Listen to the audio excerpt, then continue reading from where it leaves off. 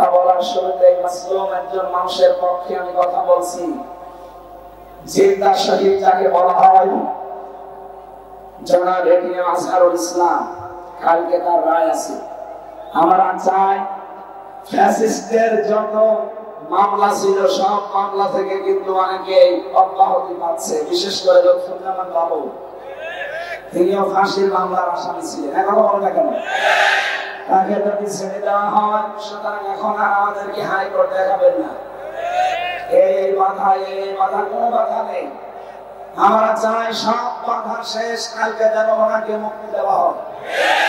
এটা চান কারা দেখুন, লিল্লাহি তাকবীর।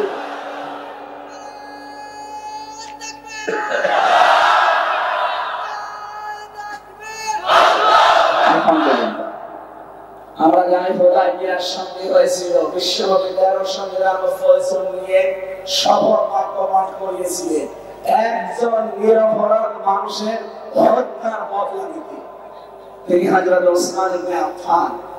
ওরা যখন ঘোষণা দিয়েছে যে ওসমানকে মেরে ফেলা হয়েছে, নবীজি বললেন হজের ইহরাম খুলে ফেল, রোজা রেখেছে রোজা ভেঙে ফেলো, এই বাবলা গাছের নিচে আমার হাতের উপরে হাত দাও, আদুল্লাহি ফাওকা আইদিহিম, ওই হাতগুলো আল্লাহর হাতের উপরে ছিল।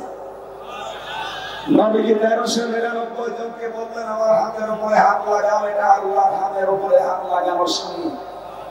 আমি দুইটা ফরজ বিধান এখন অলরেডি লঙ্ঘন করে ফেলেছি, একটা রোজা আর একটা হজ। কেন? একটা নিরপরাধ মানুষকে ওরা মেরে ফেলেছে। এই হত্যার প্রতিশোধ না নিয়ে আমরা কেউ মদিনায় ফেরত যাব না। নবীজি একা থেকে বাঁধের প্রতিশোধ নিতে না, 1399 জনকে তিনি বায়াত গ্রহণ করালেন, শপথ বাক্য পাঠ করালেন এবং নিজের সর্বশেষ নিজের এই বাম হাতটা উপরে তুলে দিলেন। সাহাবীরা বলেন হুজুর এটা কি? নবীজি বলেন এই মাত্র কোরআনের আয়াত নাযিল হয়েছে, লাকাদ রাদিয়াল্লাহু আনিল মুমিনিন ইয ইউবাইউনাকা তাহতা আশ-শাজারাতি। আল্লাহ অবশ্যই খুশি হয়ে গেছে, খুশি হবে না, রাদিয়া এটা মাসি, এটা পাস, এটা অতীতের সিগা। আল্লাহ বলেন আমি রাজি হয়ে গেছি অলরেডি তাদের উপরে, এই মুমিনদের উপরে যারা আপনার হাতের উপরে হাত দিয়ে গাছের নিচে শপথ বাক্য পাঠ করছে। আমি তাদেরকে তিনটা বিষয় দিয়ে দেব। এক নম্বরে ফামালিমা মাফি কুলুবিহিম, তারা যে শপথ নিচ্ছে এটা লোক দেখানো না, এটা মানুষ দেখানোর জন্য না, এটা মন থেকে। এজন্য আমি আল্লাহ ফানসালা সাকিনাতা আলাইহিম, তাদের উপরে আমার সাকিনা আমি আল্লাহ অবতীর্ণ করলাম। এবং তাদেরকে একটা সুপ্রসন্ন নিকটবর্তী বিজয়ের সুসংবাদ দিয়ে দিলাম। সুতরাং হযরত ওসমানের পক্ষে শপথ বাক্য পাঠ করিয়ে যদি নবীজি 1399 জনের উপরে আল্লাহ রাজি হয়ে গেছে ঘোষণা শুনতে পান, আগামীকাল যার রায় আছে তিনি নিরপরাধ। তার অপরাধ একটাই, আমা নাকামু মিনহুম ইল্লা আইয়ুমিনু বিল্লাহিল আজিজিল হামিদ। তার কোনো অপরাধ নেই, তিনি শুধু একামতে দিনের কর্মী। তিনি যদি আজ বামপন্থী দল করতেন তিনি মন্ত্রী হতেন।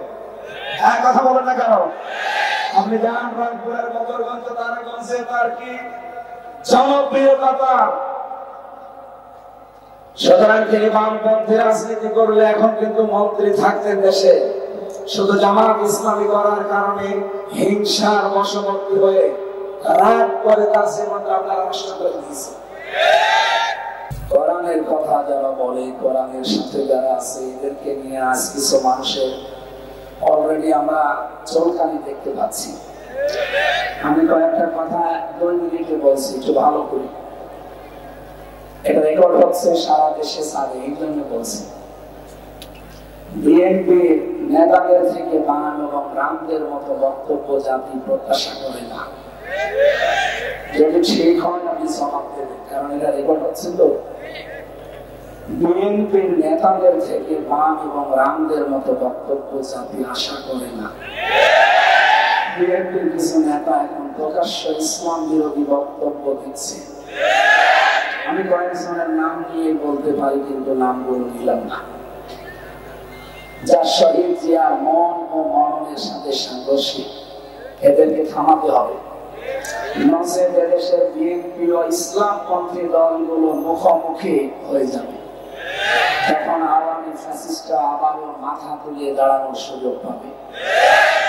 বিএনপি একটা বড় দল, পরবর্তীতে তারা যদি ক্ষমতায় আসে এটা স্বাভাবিক, কিন্তু তাদের আচরণ দিন দিন চরম বিব্রতকর হয়ে পড়ছে।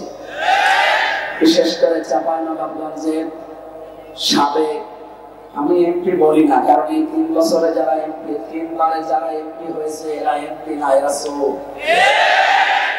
সুতরাং সাবেক এই নেতা হারুনুর রশিদ এবং তার স্ত্রী পাপিয়া, আমার মনে হয় শেষে অঙ্কুশায়ার বাদ দিলে যেটা হয় সেটা কি হয়।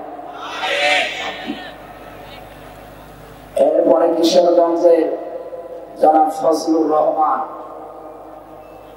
আমি নাম নিলাম না পরবর্তীতে, গত 2 দিন আগে আপনারা দেখতে পাচ্ছেন বাগেরহাটের মামলা, বিএনপি নেতা জুলফিকার আলী উনি রাজনৈতিক দলের একটা গঠনমূলক নাকি সমালোচনা করছিলেন। এই জন্য বলতে বলতে বলেছে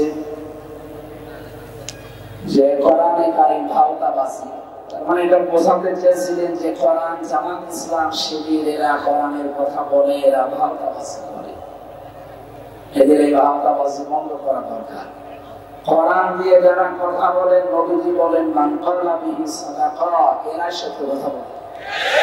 সুতরাং আপনি যদি কোরআন কেন্দ্রিক মানুষগুলোকে ভাওতাবাজি বলেন, আল্লাহর কোরআনকে বোকার আনতে, এটা নবীর গায়ে চাই নাকি? এই জন্য তাকে ক্ষমা চাইতে হবে। অলরেডি তিনি জাতির কাছে ক্ষমা চেয়েছে, আগামীতে এরকম ভুল যেন আর কেউ না করে। জনগণ মুখ ফিরিয়ে নিলে কিন্তু উপায় থাকবে না, এটা তারেক জিয়ার কথা। এই কথা বলে না কেন? তারেক জিয়া বারবার সতর্ক করছে, আপনি যত বড় দলেরই নাম বলে জনগণ যদি মুখ ফিরিয়ে নেয় তখন কিন্তু বিএনপির অস্তিত্ব থাকবে না। বলে গেলে চলবে না। ইমরান খান পাকিস্তানের এটা তেহরিকে ইনসাফ পার্টি ওনার ছিল, যখন ক্ষমতা এসেছিল তখন কিন্তু উপজেলা পর্যায়েও তার দলের কোনো অফিস ছিল না। উপজেলা পর্যায়ে আমার এমন জায়গা আছে সেখানে তার দলীয় কোনো অফিস ছিল না, কিন্তু পাকিস্তানের বড় দলগুলো তার কাছে পরাস্ত হয়েছিল। সুতরাং সাধু সাবধান।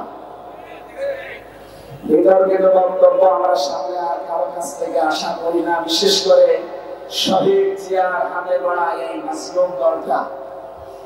এদের ভেতরে কিছু বাম রাম এরা দলটা এবং এই দেশটাকে আবার ওই ফ্যাসিস্টদের মতো দাদাদের হাতে তুলে দেওয়ার জন্য গোপনে ষড়যন্ত্র করছে।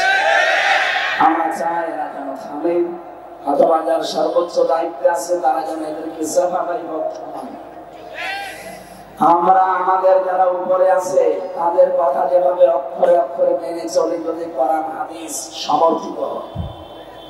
আমি মাওলানা রফিকুল ইসলাম খান সাহেবের ওই দিক থেকে যেদিন বলেছিলেন যে কোরআনের অনুষ্ঠানে যারা আলেম মুফাসসির মুহাদ্দিসেরা কথা বলে তারা যেন আসালি ফাসালি না বলে মূল কথাগুলো অল্প সময়ে মানুষকে জানিয়ে দেয়, ওই দিক থেকে আমি একবার আল্লাহর কিছু প্রশংসা রসুলের একবার দরুদ পড়ি, মূল কথাগুলো অন্তত 20 মিনিট হোক যেন মানুষ বুঝে বাড়ি দিতে পারে। আমরা এরকম একটা উদ্দেশ্য নিয়ে কিন্তু বসে আছি। সুতরাং আমরা যেমন আমাদের দায়িত্বশীলদের কথা কোরআন হাদিস অনুযায়ী বলে নির্দ্বিধায় মেনে নেই, এদেশের অন্যান্য রাজনৈতিক দল যারা আছে তাদের উচিত তাদের যারা সর্বোচ্চ দায়িত্বে আছে তাদেরকে ফলো করা। ম্যাডাম খালেদা জিয়া মুখে কুলু পেটে বসে আছে, একটা কথা তিনি বলে না। এখন বলে না কেন? আর আপনি সেই আগস্টের 5 তারিখের পর থেকে আরম্ভ করেছেন আবার সেই ভাঙ্গা বাক্স বাজানো, যে জামাত ইসলাম 71 সালের কাদা এখনো মুছতে পারে নাই। আপনার সর্বোচ্চ নেত্রী খালেদা জিয়া কি বলেছে দেখেননি? যে জামাত নেতৃবৃন্দকে হিংসার বশবর্তী হয়ে রাজনৈতিক প্রতিহিংসার কারণে তাদেরকে এভাবে একটার পর একটা ফাঁসি দিয়েছে। আপনি কি ম্যাডাম খালেদা জিয়ার সাইকে বড় বিএনপি করেন? সুতরাং এই কথাগুলো আমি আশা করবো যারা এই ছোটখাটো পদে আছেন, ওপরে যারা আছে তাদেরকে ফলো করবেন। ম্যাডাম খালেদা জিয়া মুখে গরু পেটে বসে আছে, তারেক জিয়া একটা কথা বলে না।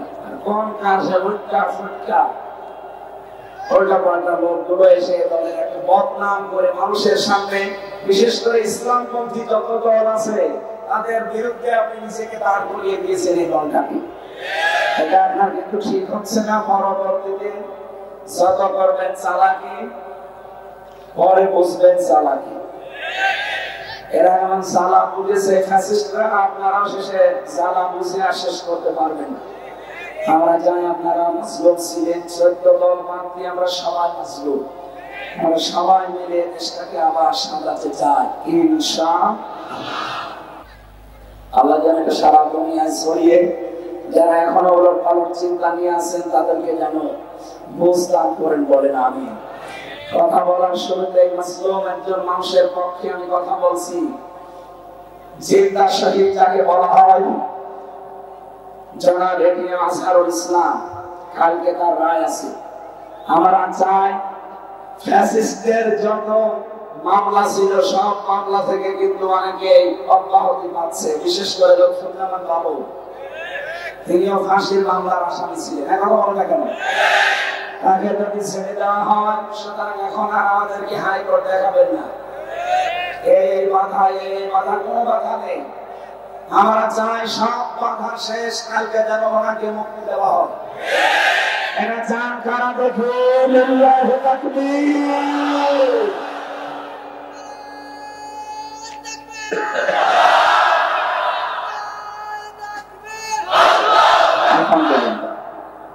আমরা জানি হুদায়বিয়ার সন্ধি হয়েছিল, বিশ্বব্যাপী 1399 নিয়ে শপথ বাক্য পাঠ করিয়েছিলেন একজন নিরপরাধ মানুষের হত্যার বদলা নিতে। তিনি হযরত ওসমান ইবনে আফফান। ওরা যখন ঘোষণা দিয়েছে যে ওসমানকে মেরে ফেলা হয়েছে, নবীজি বললেন হজের ইহরাম খুলে ফেলো, রোজা রেখেছে রোজা ভেঙে ফেলো, এই বাবলা গাছের নিচে আমার হাতের উপরে হাত দাও। আদুল্লাহি ফাওকা আইদিহিম, ওই হাতগুলো আল্লাহর হাতের উপরে ছিল। নবীজি 1399 জনকে বললেন আমার হাতের উপরে হাত লাগাও, এটা আল্লাহর হাতের উপরে হাত লাগানোর সময় আমি দুইটা ফরজ বিধান এখন অলরেডি লঙ্ঘন করে ফেলেছি, একটা রোজা আর একটা হজ। কেন? একটা নিরপরাধ মানুষকে ওরা মেরে ফেলেছে। এই হত্যার প্রতিশোধ না নিয়ে আমরা কেউ মদিনায় ফেরত যাব না।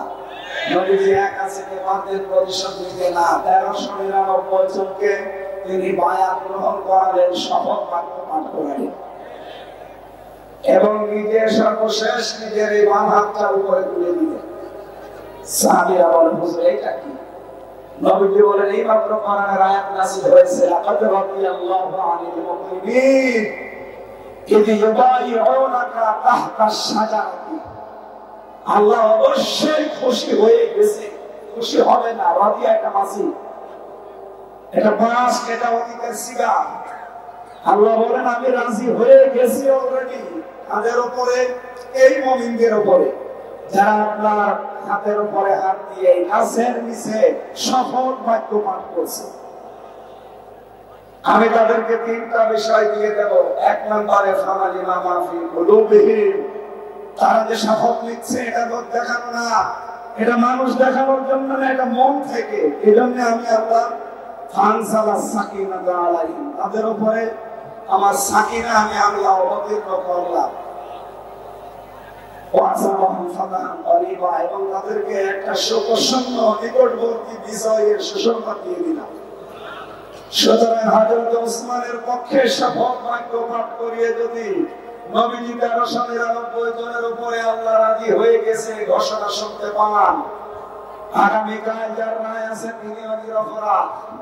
তার অপরাধ একটাই, আমা নাকামু মিনহুম ইল্লা আইয়ুমিনু বিল্লাহিল আজিজিল হামিদ। তার কোনো অপরাধ নেই, তিনি শুধু একামতে দিনের কর্মী।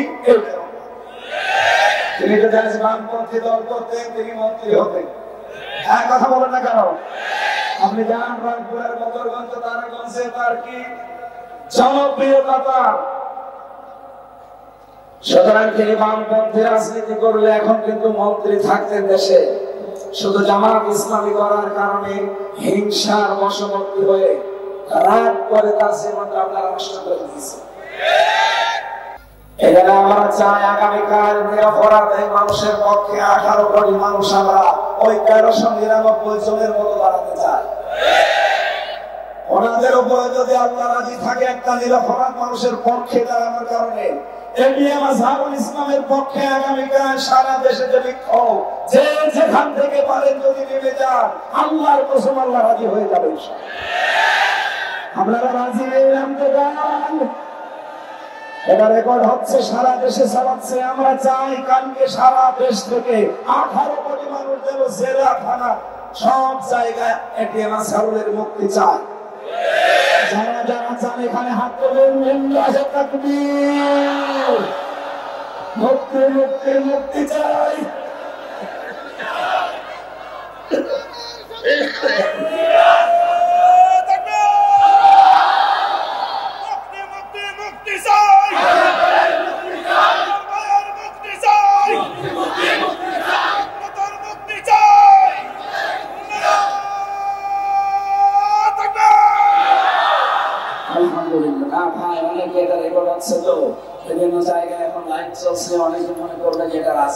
আল্লাহর কসম এটা রাজনীতির উদ্দেশ্যে আমি বলি নাই, বলেছি আমার ইমান থেকে। 1000 বছর আগে হযরত ওসমান নিরপরাধ ছিলেন, তার পক্ষে দাঁড়িয়ে যদি 1399 জন যারা বায়াত নিচ্ছিল তাদের উপর আল্লাহ রাজি হয়। আমরা নিজে দেখেছি জেলখানায় আমরা বুঝি একটা নিরপরাধ মানুষ, মুরব্বী মানুষ, তার জীবনটা নষ্ট করে দিয়েছে হাসিনা। খালি রাগ করি হিংসার বশবর্তী হয়ে এই মহিলা বহু মানুষের জীবন নষ্ট করেছে, তার ভেতরে আসার পাই। আমরা চাই তার শেষ জীবনটা সে যেন পরিবারের কাছে কাটাতে পারে। তার স্ত্রীটাও বিদায় নিয়েছে, অন্তত ছেলে মেয়ে যেগুলো আছে তাদের কাছে শেষ বয়সে যেন অন্তত কিছুটা হলেও শান্তি পায় না। কোরআনের পাখিকে ফিরতে দেয়নি, ইনজেকশন দিয়ে মেরে ফেলেছে। অন্তত এই লোকটা এখন আছে, সবাইকে যখন ছেড়ে দিচ্ছে মানবতার খাতিরে হলেও তারে দেয়। বাবরকে ছেড়ে দিলেন কোন কারণে বলেন? সে তো ফাঁসির আমার আসামি ছিল, আমি নিজে তার সাথে চাকরি ছিলাম। সে বলতো না যে আমি জীবনে আর কোনোদিন ফিরে যাবো, আমার শেষ। সে যদি তারপরও ফিরে এসে এখন তোমরা হতে যেতে পারে, আমরাও চাই কাল আগামীকাল যেন এটিএম আজহারুল ইসলাম বেরিয়ে উনি আবার আল্লাহর ঘর ওয়াজ করতে যেতেন। এটা আমরা দেখতে চাই না। আমি এই জায়গা থেকে কিন্তু বলেছি কোনো উদ্দেশ্য নিয়ে না, আমি নবীর হাদিস 100% বিশ্বাস করি। সূরা ফাতহারে 18 নম্বর আয়াত আমি 100% বিশ্বাস করি। আগামীকাল যারা রাজপথে এটি নাসারের জন্য মুক্তির জন্য নামবে, আমার মনে হয় আল্লাহ আপনাদের উপরেও ওই মানুষগুলোর উপর যেমন রাজি হয়েছিলেন রাজি হবে। যেখান থেকে পারি আমরা এই নিরপরাধ মানুষের পক্ষে দাঁড়াবো ইনশাআল্লাহ। এখানে কোনো দলমত নেই, 18 কোটি মানুষ আমরা নামতে চাই। কথা বলেন, কথা বলেন। আল্লাহ যেন আরো সে কবুল করে, আমিন। সম্মানিত সভাপতি আমার আরাফাতের ভাই আলহাজ মাওলানা আব্দুল মালিক, এখানে লেখা আছে আলহাজ আলহাজ্জ ইয়াহদু মা কানা ক্বাবলা। নবীজি বলেন যারা হজ করে তাদের পেছনের সব অপরাধ আল্লাহ মাফ করে দেন। কিন্তু তিনটা কথা তারা কাবা শরীফ ঘুরতে ঘুরতে বলে, এই কথাগুলো বাংলাদেশে এসে ঠিক রাখা লাগবে। তারা কাবা ঘর তাওয়াফ করতে বলে ইন্নাল হামদা, যত প্রশংসা এখন থেকে করব আল্লাহ তোমার জন্য। এখানে হামদের আগে আলিফ লাম আছে, এর আগে ইন্না আছে। যারা আরবি গ্রামার বসে এখানে তো বহু আলেম আছে। আল্লাহ ইন্নাও যদি না দিতাম, আলিফ লাম না দিতাম, তাও অর্থ হয়ে যেত বাংলা। কেন আমি নির্ধারিত করে দিলাম? আল্লাহকে আমি শোনাচ্ছি, আল্লাহ আজকে থেকে যতদিন আমি বেঁচে আছি আমি তো মরেই গিয়েছিলাম, কারণ যখন আমি সাদা কাপড় পরলাম ওটা তো সাদা কাপড় না, ওটা কাপড়ের কাপড়। মানুষ মরে গেলে তাকে গোসল দিয়ে সাদা কাপড় পরানো হয়, আর আমি নিজেই মরে গেছি, নিজেই গোসল দিয়েছি, নিজেই কাপড় পরেছি। তার মানে এখন যে কয়দিন বেঁচে আছি এটা আমার বোনাস ছায়া। কথা বলে না কেন? এই বোনাস লাইফে সেই কয়দিনই আমি আছি, আমি তোমার ছাড়া আর কারো প্রশংসা করব না। 2 নম্বর এবং নিয়ামত লাকা, যত নিয়ামত তোমাকে দিয়েছে আজকে থেকে সব তোমার জন্য ব্যয় হবে। ক্ষমতা আল্লাহর নিয়ামত। বলেন বলেন, আমি যদি ক্ষমতায় যেতে পারি এই নিয়ামতটা ব্যবহার করবো কার জন্য? আরো জোরে। আমার ব্যক্তিগত স্বার্থে, আমার পারিবারিক স্বার্থে, আমার দলীয় স্বার্থে, আমার গ্রামবাসীর স্বার্থে না। আমি দেখবো এটাই আল্লাহর স্বার্থ আছে কিনা। এই জন্য হযরত ইউসুফ নবী কিন্তু দায়িত্ব চেয়ে নিয়েছিলেন। ক্বালা জাআলনি আলা খাযাইনিল আরদি ইন্নী হাফিজুন আলীম।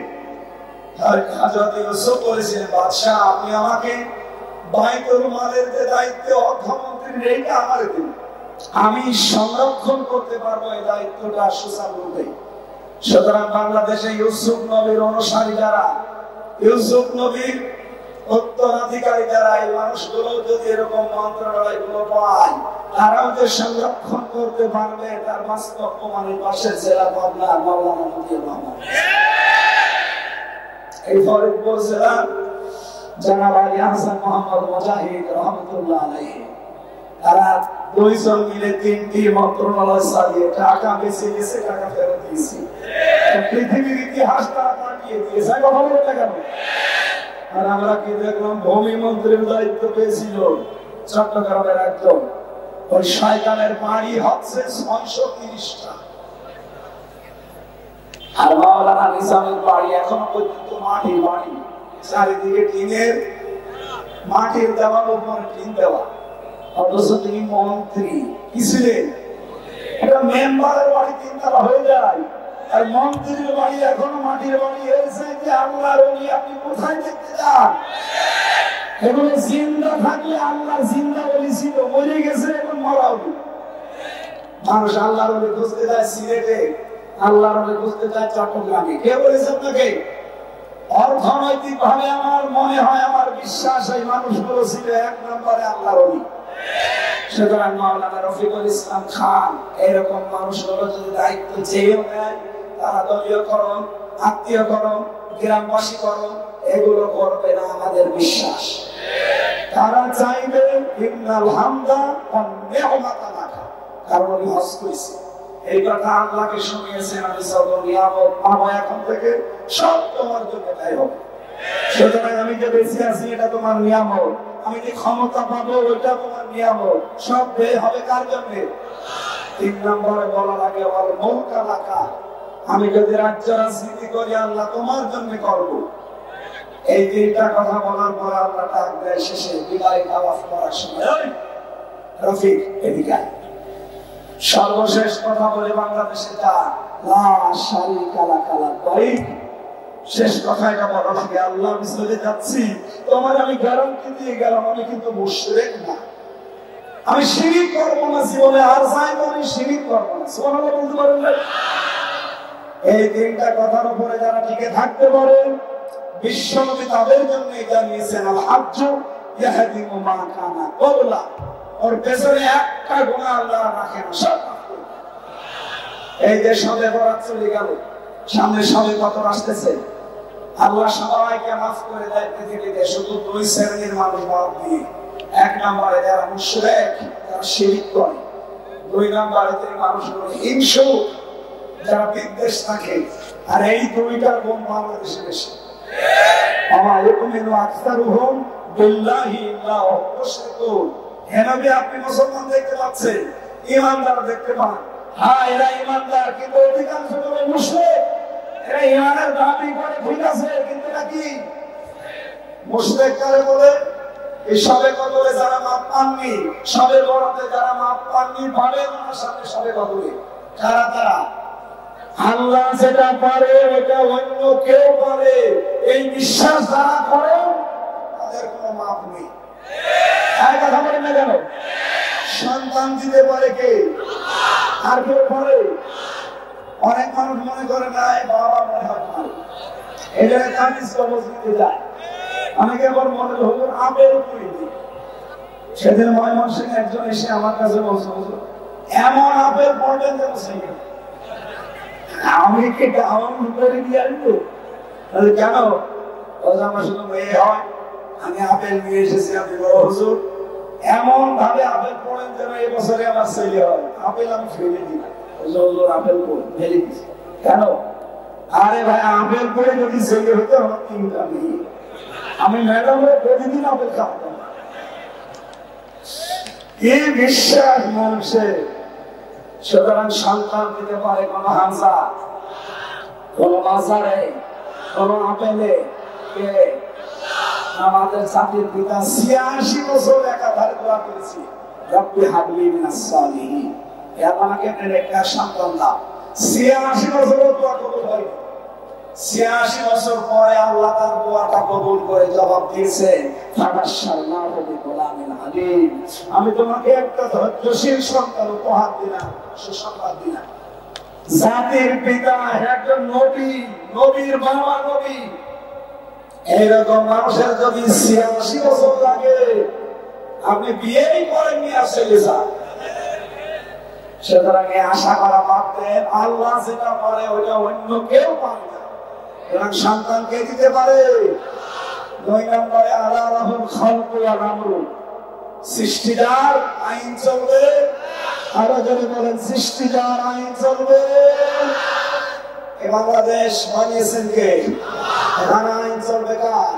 সুতরাং আল্লাহর আইন বাদ দিয়ে যারা নিজেদের বানানো আইন, স্বামীর আইন, দাদার আইন, বাবার আইন, অন্য আইন যারা এখানে কায়েম করতে চান, আপনি মুশরিক।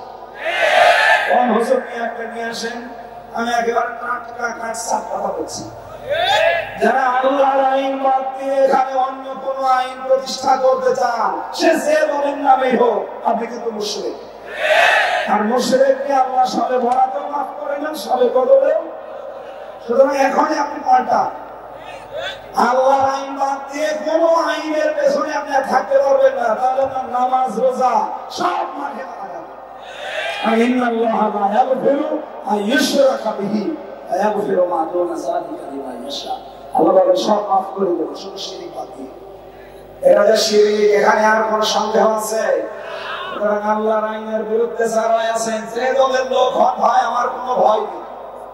যারা আল্লাহর আইনে দেশে কায়েম করতে চায় না, সে যদি ফেরেশতা দল নেয়, তাও সে মুশরিক। সুতরাং আপনাকে আমি বাঁচানোর জন্য বলছি, আপনি ভুল পথে আছেন। এটা রেকর্ড হয়ে সারা দেশে যাচ্ছে। যার কানে যাচ্ছে সে যদি এটা শোনার পরে গুরুত্ব না দেয়, ও মুশরিক হয়ে পড়বে। আমার তো বলার দায়িত্ব আমি বলে দিলাম, আপনার চিন্তা ভাবনার দায়িত্ব ছিল, আপনি বললেন না কেন? আপনি চিন্তা করতে পারেননি যে আল্লাহ লাহুল খালকু ওয়াল আমরু, এটাকে আমার মানানো আয়াত। সূরা আরাফের ৫৪ নম্বর আয়াত। আল্লাহ বলেন সৃষ্টিদার আইন চলবে। ইনিল হুকমু ইল্লা লিল্লাহ, সূরা ইউসুফ ৪০ নম্বর আয়াতের মাঝের অংশে আছে। হুকুম দেওয়ার একচ্ছত্র মালিকানা কার? সুতরাং এই দেশে কোনো বাবার হুকুম আর চলবে না, কোন স্বামীর হুকুম চলবে না, কোন চাচার হুকুম চলবে না। এখানে আইন চলবে, হুকুম চলবে একমাত্র কার? এর পক্ষে যারা আছে তাদের আল্লাহ মাফ করবে, এর বিপক্ষে যারা আছে তারা মুশরিক। এ সবে গোড়াতে মাফ পায়নি, সবে কদরও মাফ পাবে। এর ভেতরে আর কোনো ভেজাল আছে? এরপরেও যদি কেউ না বোঝা ভাগ করে থাকে, এদিকে আসে। এমন জোরে কানের নিচে দুটা দেবো, সব বুঝে যাবে। এত কিছু বলার বড় বড় হুকুম আমি বুঝি না, আপনি কি করলে বুঝবেন বলেন? সুতরাং যে আজকের সভাপতি আমার আরাফাতের ভাই, আল্লাহ যেন তাকে ওই ৩টা কথা কাবা শরীফ সামনে নিয়ে যেটা বলেছিলেন ওটা ঠিক রাখার তৌফিক দেন, বলেন আমিন। মাহফিলের সহ সভাপতি অনেক মানুষের নাম দিয়েছেন। প্রধান অতিথি সরকারি সেক্রেটারি জেনারেল বাংলাদেশ জামাত ইসলামী, সাবেক কেন্দ্রীয় সভাপতি বাংলাদেশ ইসলামী ছাত্র শিবির এবং নির্বাচিত সিনিয়র সদস্য রাজশাহী বিশ্ববিদ্যালয় সিরাজগঞ্জ উল্লাপাড়ার সন্তান, আমাদের অভিভাবক শ্রদ্ধাভাজন বড় ভাই আলহাজ মাওলানা রফিকুল ইসলাম খান দামাত বারকাতুহুল আলিয়া, যত মানুষের নাম দিয়েছে আমি একবার দোয়া করি নাকি? একবারে করি, কারণ আমার বড়াই পাচ্ছে না তো। এতক্ষণ যিনি আলোচনা রাখলেন তানজিমুল মিল্লাত ইন্টারন্যাশনাল ক্যাডেট মাদ্রাসা ঢাকা শ্রদ্ধাভাজন প্রিন্সিপাল জনাব মাওলানা নূর মোহাম্মদ সিরাজি, সিরাজি যেহেতু সিরাজগঞ্জের বাড়ি মনে হয় নাকি? আলোচনা রেখেছেন হাফেজ কারি মাওলানা নূর নবী হোসেন জিহাদি। আমার আগে তিনি কথা বললেন মাওলানা হোসেন মাহফুজ সহ অন্যান্য ওলামা ইকরাম। মঞ্চে বসা সম্মানিত ব্যক্তিবর্গ, আমি যার মাধ্যমে আজকে এখানে এসেছি, এই দাওয়াতটা নিয়েছিলাম অ্যাডভোকেট মিঠু ভাইয়ের মাধ্যমে। আপনাদের এলাকায় বাড়ি মনে হয় শ্বশুরবাড়ি, জামাই আপনাদের। সামনে বসা আমার প্রাণ প্রিয় মুসলমান ভাইরা, পর্দার আড়ালে সম্মানিত মা এবং বোনেরা, যেহেতু খান সাহেব বলছিলেন এই এলাকাকে আমরা মদিনা হিসাবে জানি, আল্লাহ যেন মদিনার মতো বানিয়ে দেন। হয়তো মদিনার মতো হবে না, কারণ এখানে তো রাসূল নেই। মদিনার দাম বাড়ার পেছনে কারণ রাসূলুল্লাহ। কথা বলেন না কেন? লাইন শাকারতুম লাযিদান্নাকুম, যদি কেউ নিয়ামতের শুকরিয়া আদায় করে আল্লাহ সেটা বাড়িয়ে দেয়। বিশ্বনবীর মতো এত বড় নিয়ামত দুনিয়াতে আছে আর বলেন বলেন? অথচ এসেছিলেন মক্কায়, তারা গুরুত্বই দেয়নি।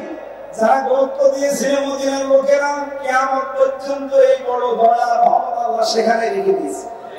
এই যে আমরা যারা হজে যাই, মদিনায় কিন্তু কোনো কাজ নেই, হজ সব মক্কায়, মক্কায় যা আছে এখানে করলে হজ শেষ। কিন্তু মদিনায় যাওয়া লাগে কেন?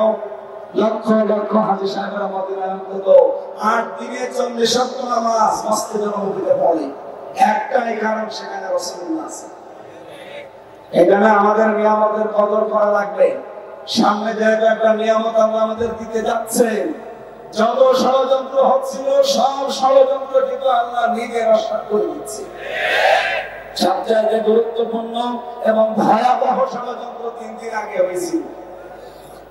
যিনি পালিয়েছে উনি ওনার কথিত স্বামী, যাকে বলা হয়, আমি নাম নিতে ঘৃণা করি ওই লোকটা, কারণ পৃথিবীতে মুশরিকরা আল্লাহর কাছে সবচেয়ে ঘৃণিত। কথা বলেন না কেন? সুতরাং ওই দাদা ওনারা পাঠিয়েছিল ট্রাম্পের কাছে যে বাংলাদেশ সম্পর্কে কিছু মিথ্যা কথা বলতে। এগুলো শুনে ট্রাম্প যেন রেগে যায়, আর ওই মহিলাকে যেন আবার এখানে বসিয়ে দেয়।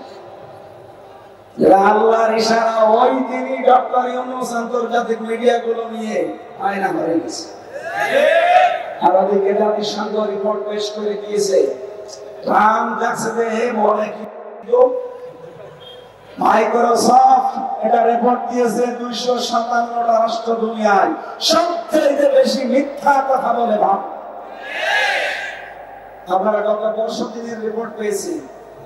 ভয়েস অফ আমেরিকা তাম দুনিয়ায় যত শাসক ছিল সবচেয়ে নিকৃষ্ট শাসকের তালিকায় নাম 1 নম্বরে হাসিনা, 2 নম্বরে বাশার আল আসাদ, 3 নম্বরে বেনিয়ামিন, ওই যে যেটা ইসরায়েলের যেটা সরকার। এরকম 100 জনের তালিকা দিয়েছে। 1 নম্বরে কোনটা?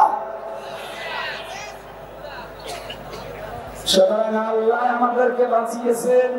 ট্রাম্প শেষ পর্যন্ত ছাড়ি দিয়ে বলেছে বাংলাদেশ আর হাসিনা নিয়ে আমার কাছে কোনো কথা বলবেন না, ওরা আপনাদের ব্যাপার, আপনারা নিটা। অনেকে আশা করেছিল যে অনেক কিছু খাবো, ওদের মারা ভাবে আল্লাহ যেহেতু নিজে মোকাবেলা করছেন, দেশটার সামনে আমরা দেখতে পাচ্ছি ইসলামের জয় জয়কার ভাব। আপনারা জানেন বাংলাদেশে সব ইসলামপন্থীরা বিরায় এক হয়ে গেছে। তারা বলতে চাচ্ছে সামনে আমরা ইসলামের একটা বাক্স দিতে চাই। এতদিন আমাদের ব্যবহার করে অনেকে ক্ষমতায় গিয়ে আমাদেরকে ছেড়ে ঢুকিয়েছে। এবার আমরা রত পাগল শামসুদ্দিন না, এই কথা বলেন না কেন? এবার সামনে আমরা নিজেরা সবাই মিলে ইসলামের একটা করে বাক্স দেব। আমরা চাই কোরআনের 500 আইন যেন বাংলার সংসদে কায়েম হয়ে যায়। আগে আমরা জানতাম এই দেশে 100 জনের 15 জন মানুষ ইসলাম কায়েমের পক্ষে ছিল। এখন 100 জনের 66 জন মানুষ চাচ্ছে এই দেশে ইসলাম কায়েম হোক। আপনি আর কিছুদিন যেতে দেন, মাত্র 6 মাস 11 দিন চলছে, আর 6 মাস যেতে দেন, এদেশে 100 জনের 100 জন মানুষ বলবে আমরা ইসলাম এদেশে কায়েম চাই। এটা আমরা সামনে চরম চোখে দেখতে চাই না। আমরা যেন তৌফিক দেন দেখার, বলেন আমি। বিশেষে আমরা যে এসেছি কোরআন শুনতে, ওই কোরআন থেকে সূরা ফাতিরের 5 নম্বর আয়াত পড়েছি। আমার আজকের আলোচনার বিষয় শয়তানের বন্ধু কারা। শয়তানও কিন্তু বন্ধু বানায়। এই পৃথিবীতে 10 প্রকার নবীর উম্মতের ভেতরে অন্য জাতিবাদ, এইদিকে তাকান, ইহুদি খ্রিস্টান মুশরিক মাজুসি বৌদ্ধ সারাসি সব পদ শুধু নবীর উম্মত আমরা দাবি করি যারা, তাদের ভেতরে 10 প্রকার মানুষকে শয়তান বন্ধু হিসাবে গ্রহণ করে। কয় প্রকার? আরো জোরে।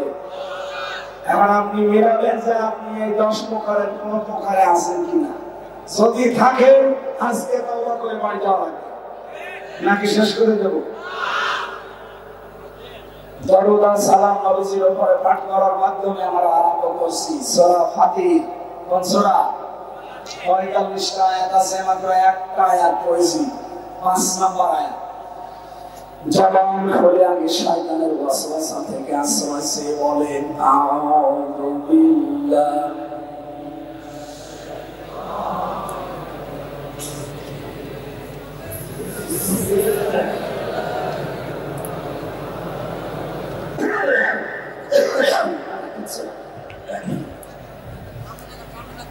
يا أيها الناس إن وعد الله حق صدق الله العظيم। আল্লাহ রাব্বুল আলামিন ডাক দিয়েছেন শুধুমাত্র পৃথিবীর মুসলমানদেরকে না, যাদের আল্লাহ বানিয়েছেন তাদেরকে। ইয়া আইয়ুহান নাস, হে মানব মণ্ডলী, ইন্না ওয়াদাল্লাহি হক, অবশ্যই আল্লাহর ওয়াদা সত্য। আল্লাহর ওয়াদা সত্য না মিথ্যা? আল্লাহ রাব্বুল আলামিন যত আয়াতে রূপে আমরা পড়েছি তাফসীরে ইবনে কাসিরে, তিনি এখানে কিয়ামতের একটা দৃশ্য আমাদের সামনে তুলে ধরেছেন। কিয়ামতের যে ব্যাপার, এটা কিন্তু হাস্যকর না, এটা খেলাধুলা না, এটা পাগলামির বিষয় না। কিয়ামত সত্য, হক। ফালা তাগুররান্নাকুমুল হায়াতুদ দুনিয়া, সুতরাং দুনিয়ার জীবন যেন তোমাদেরকে ধোঁকায় ফেলে না রাখে। ওয়ালা ইয়াগুররান্নাকুম বিল্লাহিল গরুর, আর ওই মহাপ্রবঞ্চক শয়তান তোমাদেরকে যেন আল্লাহ সম্পর্কে ধোঁকায় ফেলে না রাখে। এটা ছিল বাংলা অর্থ। এবার আসেন তো, আল্লাহ ডাক দিয়েছেন তামাম দুনিয়ার মানুষকে, যেটা বোঝাতে সেটা একটা ওয়াদা। সেটা কি? এই কোরআনে আল্লাহর 500 ওয়াদা আছে। রব্বুল আলামিন বলেন আমার এই ওয়াদাগুলো যদি মানুষ পালন করতে পারে, পূরণ করতে পারে, জেল থেকে বেরিয়ে ভাই আমি এখনো স্বাভাবিক না, মানে শরীরও দেবী আছে, কণ্ঠও দেবী আছে। জালেমরা তো বহু প্রস্তাব করেছে, এই কারণে আমার শরীর স্বাভাবিক হচ্ছে না। দোয়া করছেন ঠান্ডা পানি দিয়ে গলা আরো বসে না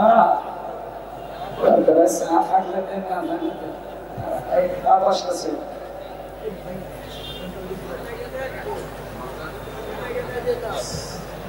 স্নার ভেতরে তো আবার মশা করছে।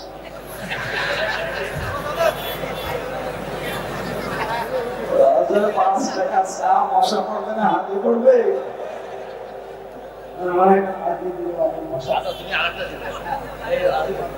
গরম থাকলে সুবহানাল্লাহ আলহামদুলিল্লাহ। বসেন,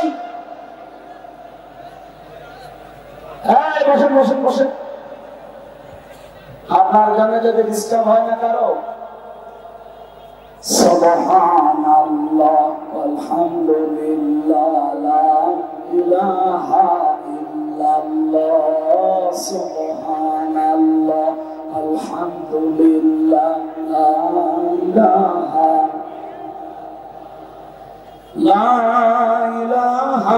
ইল্লাল্লাহ মুহাম্মাদুর রাসূল।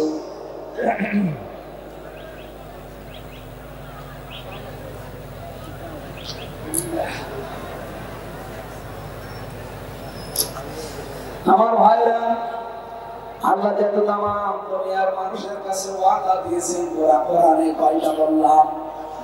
আল্লাহর এই 500 ওয়াদার ভেতরে কোন সন্দেহ আছে?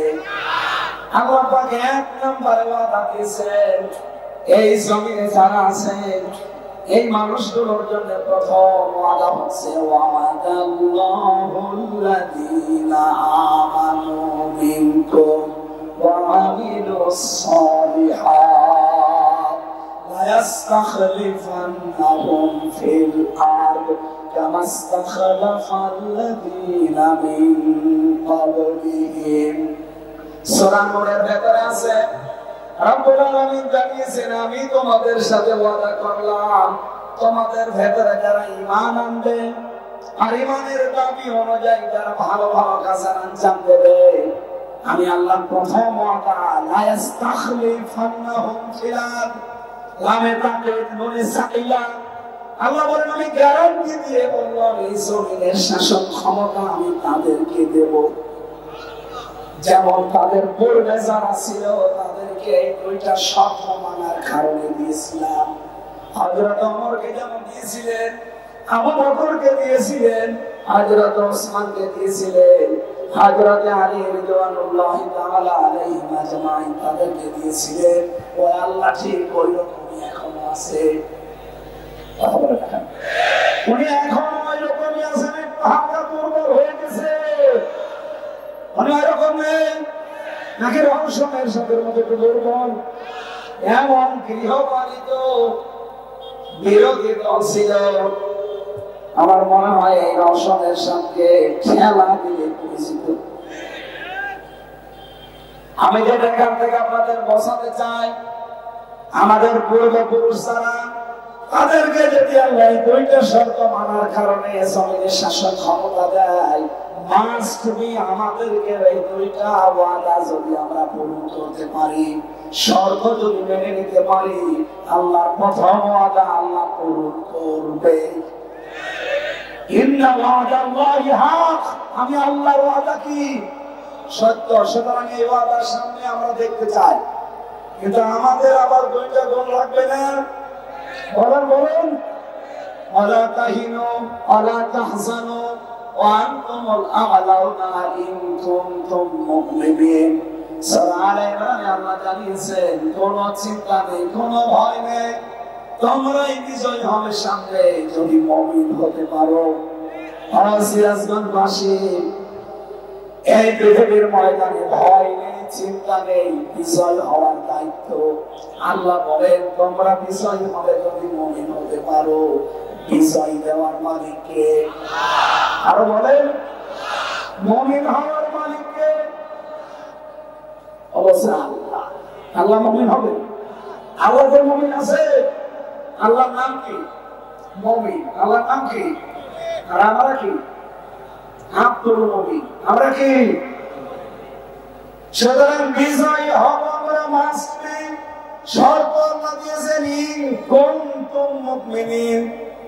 এই শর্তিয়া যদি আমরা মুমিন হতে পারি, আজকে থেকে আমাদের চেষ্টায় থাকবে এটা আল্লাহর এই ওয়াদা 500 আমরা অন্তত প্রথম ওয়াদা পরিচয়তো লা ইস্তাখলিফান্নাহুম ফিল আরদ, তোমাদেরকে অবশ্যই আমি জমিনের শাসন ক্ষমতা দেব। এই ওয়াদা করলেন কে? আরো জোরে বলেন কে? এই ওয়াদা আমরা সামনে দেখতে চাই না। এই শর্ত কয়টা?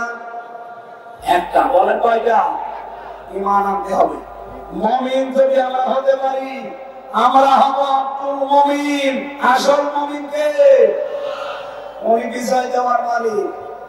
এখানে যারা বলছেন বিজয় দেওয়ার মালিক আল্লাহ, মুমিন হওয়ার মালিক আল্লাহ না, আল্লাহর মুমিন হওয়ার দরকার নেই। মুমিন হওয়ার দরকার কাদের? আমাদের। সুতরাং আমরা এমন মুমিন হতে চাই যেমন হযরত ওমর হয়েছিলেন। কথা বলে ঠিক কিনা? আল্লাহর ওয়াদা আল্লাহ দেখাবেন।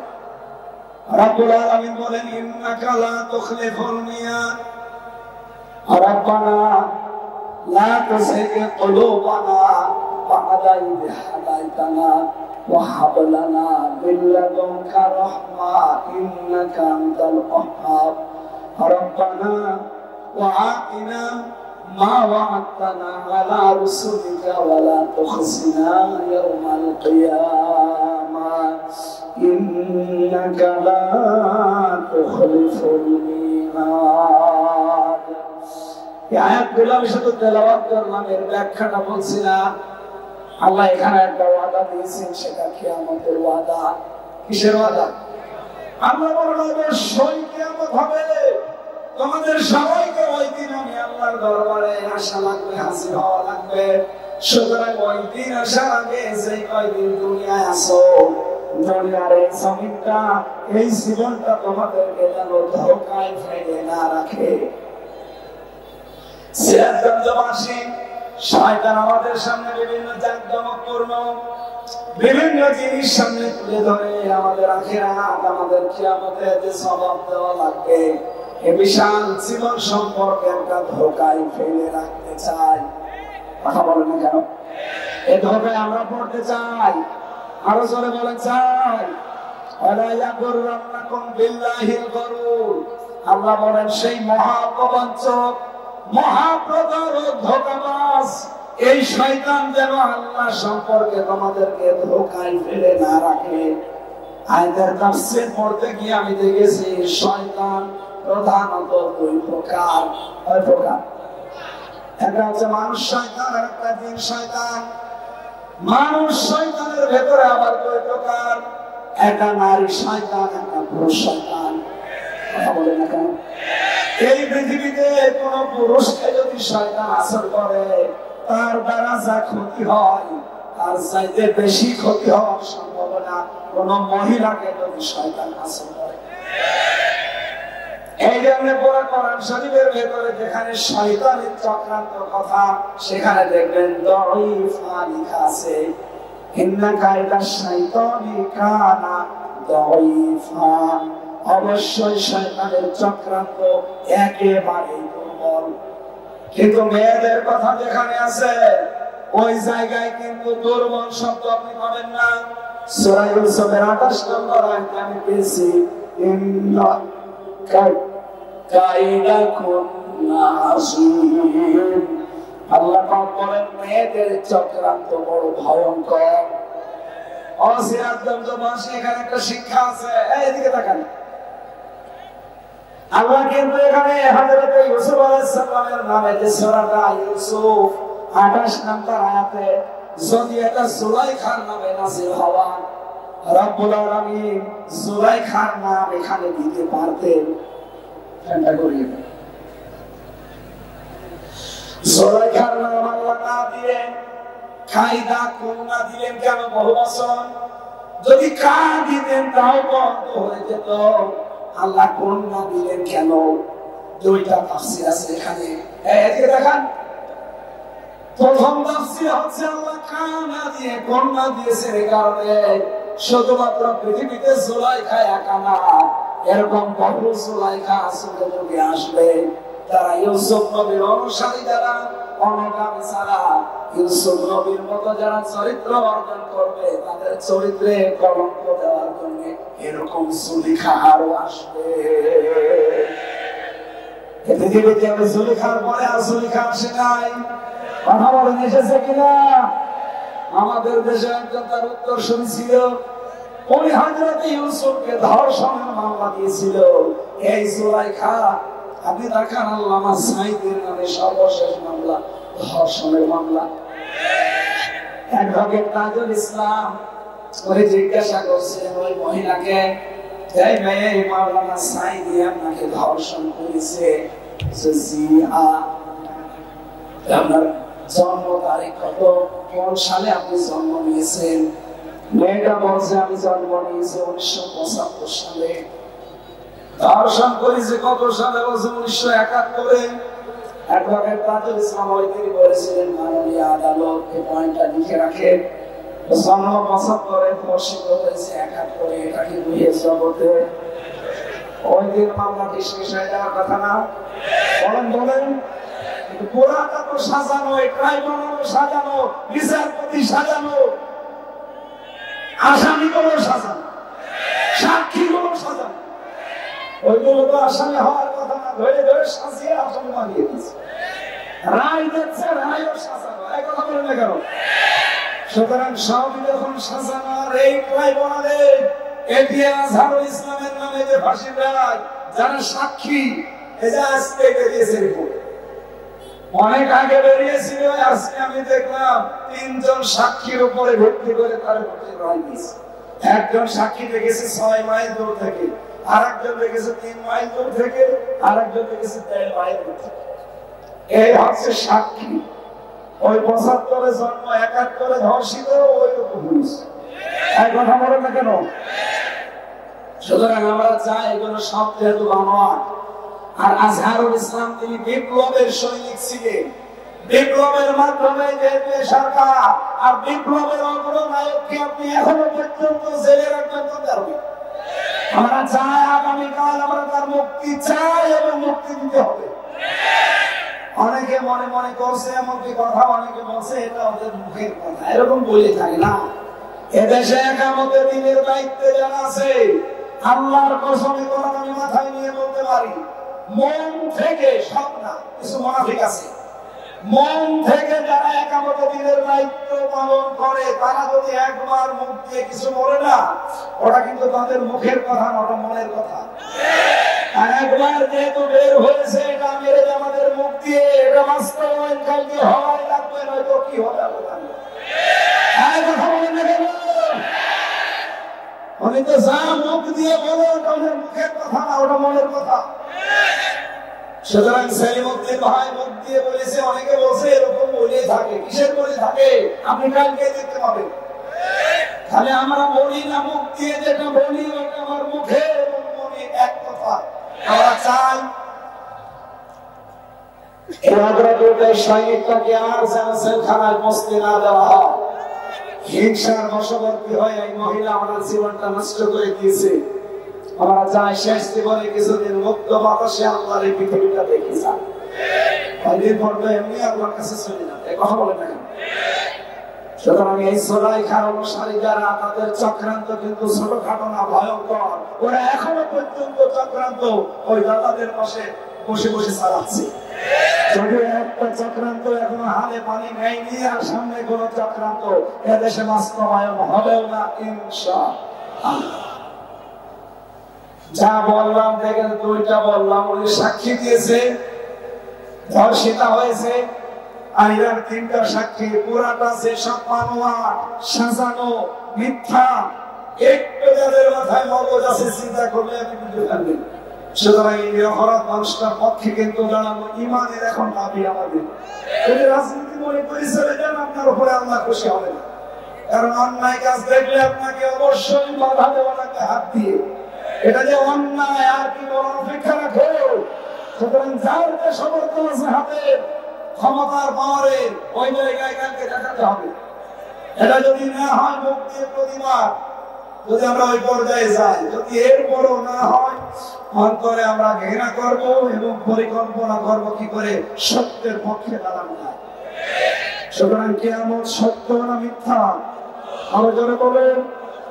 শয়তান মেয়েদের ভেতরে যেগুলো আছে, এগুলো যে কত ভয়ঙ্কর। নবীজি বলেন, কোন শয়তান যদি পরিবারে কোন মহিলার উপরে ভর করে, ওই পরিবারটা পুরো ধ্বংস হয়ে যায়। এই বাংলাদেশে যেই পরিবারে মহিলা শয়তানের আসরে পড়েছে, ওই পরিবার আর পরিবার নেই, পুরোটা একটা মিনি জাহান্নাম হয়ে গেছে। দেখতে উপরে মনে হয় ভালো, না ভালো নেই। আজ হাজারো পুত্রবধূ বসে আছে বিভিন্ন মহিলা প্যান্ডেলে। সম্মানিত মা বোনেরা, আপনাদেরকে হয়তো শয়তান আক্রান্ত করেছে, নাইতো নিজের মা বাবাকে যেই নজরে দেখে, শ্বশুর শাশুড়িকে আপনি ওই নজরে দেখতে পারেন না। কথা এটা শয়তানের একটা চক্রান্ত। এই কথা বলেন না কেন? অনেকে মনে করে আমি নামাজ পড়ি, রোজা রাখি, কালো বোরকা পরি, আমি জান্নাত পাবো না। কে বলে? কে বলে যাবি? আপনার শ্বশুর শাশুড়িকে নিজের মা বাবার মতো মনে করেন। আমি একজন স্বামী, এটা একটা স্বামী। যত স্বামী আছে এখানে এবং সারা পৃথিবীতে যত স্বামী আছে, সব স্বামীর পক্ষ নিয়ে আমি আজকে বলছি, কোন স্ত্রী যদি তার স্বামীর মন পেতে চায়, আল্লাহর কসম তার স্বামীর মা বাবাকে নিজের মা বাবার মতো মনে করা লাগবে। হয়তো জীবনেও স্বামীর মন আপনি পাবেন না, উপরে উপরে আপনাকে ভালোবাসতে পারে, কিন্তু ভেতরে ভেতরে সে মানসিক রোগী হয়ে যাবে। এরকম মানসিক রোগী সিরাজগঞ্জে নেই। কার কার এরকম মন ছোট? হাত তোলেন তো। তবে হাত তোলা ঠিক না, এটা রেকর্ড হচ্ছে। সম্মানিত মা বোনেরা, বহু স্বামী কিন্তু হাত তুলে ফেলেছে। আশা করছি আপনি আচরণ সামনে আর করবেন না। আপনার শ্বশুর শাশুড়ি হবে আপনার কাছে আপনার মা বাবার মতো। আমি কয়েকদিন আগে নীলফামারী গিয়েছিলাম, যে দেখে একটা বৃদ্ধাশ্রম, এই করে 25 জন মা, এই করে 25 জন বাবা বসে আছে, চোখ দিয়ে টলমল করে পানি পড়ছে। আমি দুইজনের সাথে কথা বললাম, একজন বলছে আমার ছেলে ডিসি, আর একজন বলছে আমার ছেলে আমেরিকা। আপনারা বলছে 3 বছর আমরা পড়ে আছি, ছেলে মাঝে মাঝে টাকা পাঠায়, আমার বউ মা শুধু ঘ্যান ঘ্যান করে আর বলেছে ওই মুড়ি যদি বাড়ি থাকে তোমার ভাত আমি খাবো না। বাধ্য হয়ে ছেলে আমার ডিসি আমার রেখে গেছে এখানে। আমি চিন্তা করতে পারেন এই সিরাজগঞ্জ পুরা জেলা ছাড়া একটা ডিসি, সেই ডিসির মা এখন পড়ে আছে বৃদ্ধাশ্রমে 2-3 দিন না 3 বছর। এই পুত্রবধূ ছোট মনের কারণে বাড়িতে থাকলে কি হইতো, শেষের বয়সে একটু নাতি নাতনি একটু আনন্দে থাকতে চায়, এটা বলেন না কেন? বৃদ্ধাশ্রমে যারা আছে তারাই কিন্তু এটা চায়, খুব বেশি তাদের চাহিদা নেই। কিন্তু এই পুত্রবধূদের ছোট মনের কারণে আজ হাজারো সন্তান মা বাবাকে হয় আলাদা করে দেন, নাই বৃদ্ধাশ্রমে রেখে আসে, নাই বড় ছেলের আন্ডারে দিয়ে দেয়।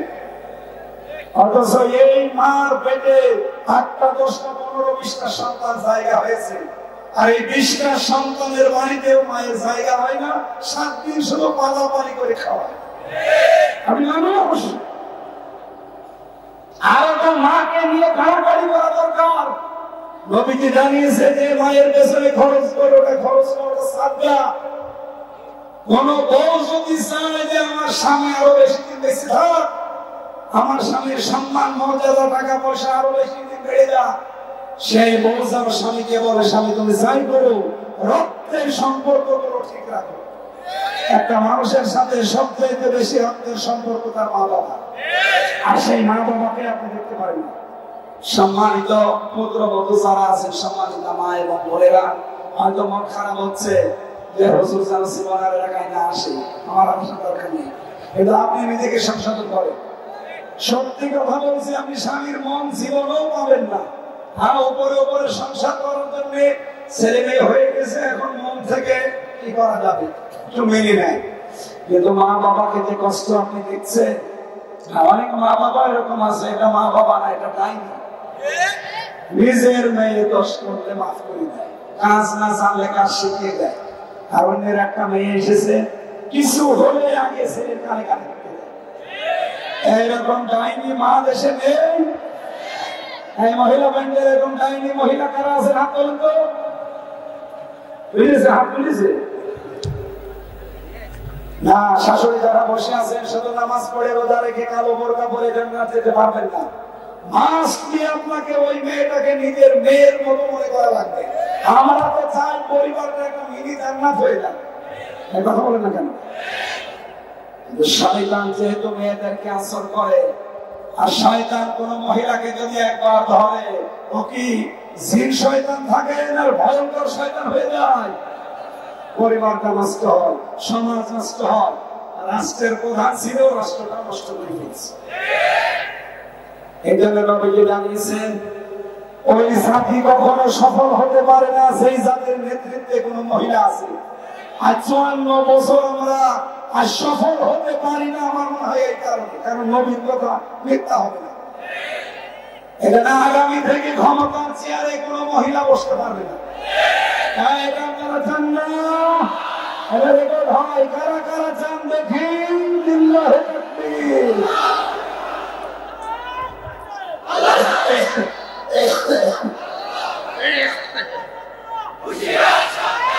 আলহামদুলিল্লাহ। আমরা চাই আগামীতে আমাদের নেতা হবে, রাষ্ট্রপ্রধান হবে কোন পুরুষ। এটা আমার বানানো কথা।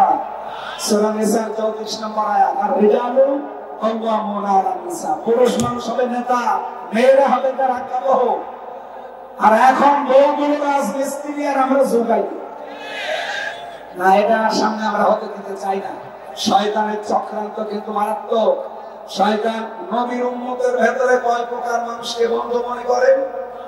10 প্রকার। বলেন বলেন। 1 নম্বরে জালেম শাসক, যেটা এর আগে ছিল, ওটা সরাসরি তো শয়তান। শয়তানের বন্ধু বানাবে কি? শয়তান বলতো তুমি যখন আসো আমি অন্য দেশে। 2 নম্বরে ওই আলেম যারা জালেমের কুশামতি করে, এইটাও 15.5 বছরে বেঁচেছি। 3 নম্বরে ওই সমস্ত ধনী মানুষ যারা টাকা পয়সা কামাইয়ের ক্ষেত্রে কোনো বাঁচ বিচার করে না। বাবা শাহজালাল এরকম ছিল না 15 বছরে। 4 নম্বরে যে মানুষগুলো খাদ্যে ভেজাল দেয়, এদের খাদ্যে ফরমালিন তারা দেয়, বিষ দেয়, ভেজাল দেয়, এরা প্রকারান্তে মানুষকে হত্যা করার সামিল। আমার মনে হয় সামনে এরকম মানুষ ধরা পড়ে গেলে এদের আর বাঁচিয়ে রাখা যাবে না।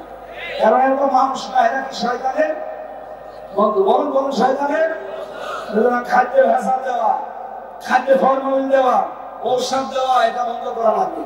যদি কোনোটা ধরা পড়ে ওই রকম খাদ্য নিয়ে, ওই রকম ফল, ওর মেয়েকে ওর বউকে খাওয়াবে, দেখ কেমন লাগে। এইটা খেয়ে আমার বউ আমার মেয়ে হার্ট অ্যাটাক করে কলিজা নষ্ট হয়ে ভেতরে অসুস্থ হয়ে মরে যাবে, আর তুমি ওই টাকা নিয়ে আরামে খাবে না। ওইটা ধরা পড়লে ওই দিয়ে খাওয়ানো লাগবে। এখানে খাদ্যে ভেজাল যারা দিচ্ছে, ঔষধ মিশাচ্ছে যারা, তারা কিন্তু আর মানুষ এখন আর মেয়ে। আপনি শয়তানের অলরেডি বন্ধ হয়ে গেছে। আমরা তাফসীর থেকে যে একবার বলেছি, মন মতো তো বলতে পারবো না, তাফসীর থেকে শোনাচ্ছি। 10 প্রকার মানুষের নাম বললাম না? প্রথম নম্বরে কি? জালিম শাসক, বলে জালিম। 2 নম্বরে কৃপণ ধনী, যারা মাল উপার্জন করে কিন্তু কোনো বাঁচ বিচার নেই। 3 নম্বরে ওই আলিম যারা জালিমের সাফাই গায়। 4 নম্বরে বলেছিলাম যারা খাদ্যে ভেজাল দেয়, ঔষধ দেয়, কীটনাশক মিশায়। এরপরে 5 নম্বরে যারা আমানতের খেয়ানত করে। সামনে কিন্তু আসতেছে বহু আমানতের দোহাই দেবে, দায়িত্ব পেয়ে গেলে খেয়ানত করবে। 6 নম্বরে পেয়েছি অহংকারী লোক। 7 নম্বরে পেয়েছিলাম যারা পণ্য ক্রাইসিস তৈরি করে। 8 নম্বরে যারা জেনাকারী। এই পৃথিবীতে একটা দেশ, আমি নাম নিলাম না, ওরা পণ্য ওয়েবসাইট তৈরি করেছে, নারী পুরুষকে উলঙ্গ করে এই যুগল দৃশ্যগুলো তামাম দুনিয়ায় দেখিয়ে পণ্য প্রোডাক্ট বানিয়েছে, একটা ইন্ডাস্ট্রি বানিয়েছে। এই মানব জাতির জন্য এই অপরাধটা দুনিয়া যে কত বড় মারাত্মক, পৃথিবী এখন ধ্বংস হয়ে যাচ্ছে অপরাধটার কারণে। সুতরাং জেনাকারী যারা, এরা মানুষ আর নেই, এরা শয়তানের বন্ধ হয়ে গেছে। 8 নম্বরে যারা সুদখোর। 9 নম্বরে যারা বখিল, দান করতে চায় না। 10 নম্বরে যারা মাদক দ্রব্য সেবন করে আর আমদানি করে। বাংলাদেশ থেকে লোহা, তামা, সোনা এগুলো পাচার হয়, আর দাদাদের দেশ থেকে আসে ডাল, বাবা, গাঁজা। এগুলো আর সামনে আসতে দেওয়া হবে না ইনশাআল্লাহ। এই বাংলাদেশটা একটা নিয়ামত, এটা ইকোনমিক অর্থনৈতিক একটা অঞ্চল। আমাদের সামনে যে বিশাল সমুদ্র পড়ে আছে, এই সমুদ্রগুলো, এই 7 সিস্টার, বিশেষ করে এই যে পাশে 2টা রাষ্ট্র নেপাল আর ভুটান, এদের দেশে কিন্তু সাগর নেই, পাহাড় আছে। ওরা ব্যবসা বাণিজ্য করতে হলে এই সাগর ব্যবহার করা লাগবে, বিশেষ করে 7 সিস্টারে। আমরা চাই সবাই মিলে ব্যবসা করে এই সাগর থেকে সবাই লাভবান হব। এই দেশটা এমন ভাবে আমাদের আয়ত্তে দিয়েছে, এমন একটা নিয়ামক হিসাবে দিয়েছে, যদি আমরা সঠিকভাবে সামনে ব্যবহার করতে পারি, 18 কোটি মানুষ 18 কোটি জনসম্পদে পরিণত হয়ে এই দেশ থেকেও চীন দেশের মতো আস্তে আস্তে আমরা উন্নত হতে পারি। আল্লাহ সেই তৌফিক সামনে আমাদের দেখার সুযোগ করে দেন, বলেন আমিন। আমার লিখিত বই আছে, সেখানে কিছু লিখেছিলাম, বাইরে এসে পরবর্তীতে করেছি, ওই গাড়ি থেকে নিয়েছি, বইটা আছে। আল্লাহুম্মা আমিন। লা ইলাহা ইল্লা আনতা সুবহানাকা ইন্নী কুনতু মিনাস সালিমিন।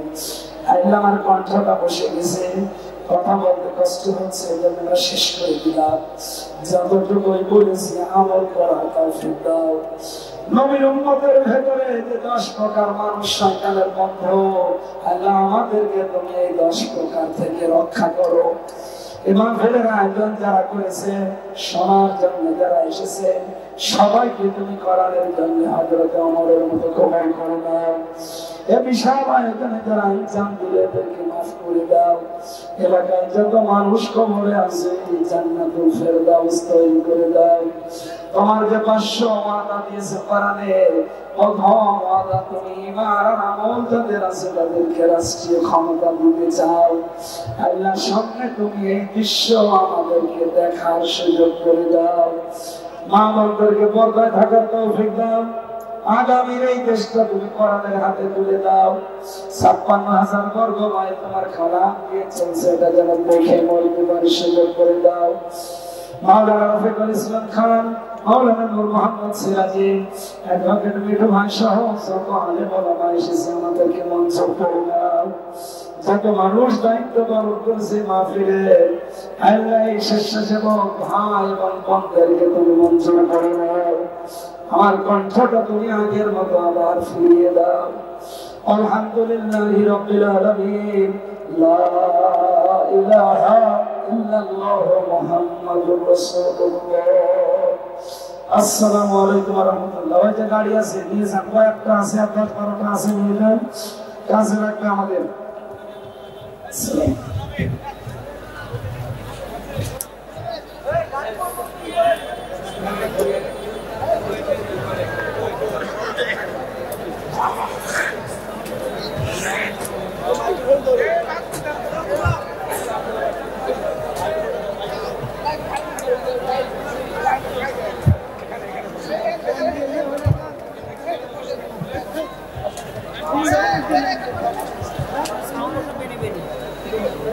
একটু সাউন্ড হয়ে যাচ্ছে।